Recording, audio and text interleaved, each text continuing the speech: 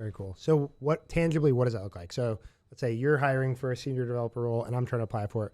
What are you providing to Planetary Talent to do? And then what am I providing to kind of make the best fit or find the best fit?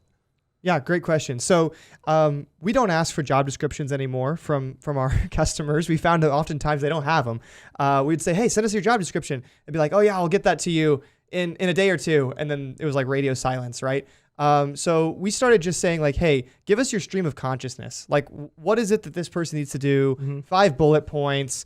What's your website, right? We can go build the rest of the context from that. Like we'll fill in the gaps. And then we'll go build a perfect match. So we can say, okay, if there's no bridge, if there was no gap between the person and the role, what does that person look like? We call that an ideal candidate. Okay. And we say, okay, that's the perfect match. Now that basically gives us a marketing persona. So we can go launch ads, generate inbound traffic to people that are that persona, saying we have a role for you.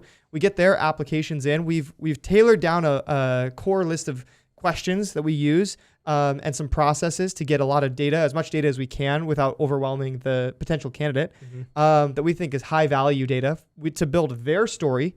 And then we just measure the gap. Like what's the gap between their story and the ideal candidate? That's a measurable distance. Sure. And we can sort. So it's like dragging a big magnet over the haystack, right? To get all the needles.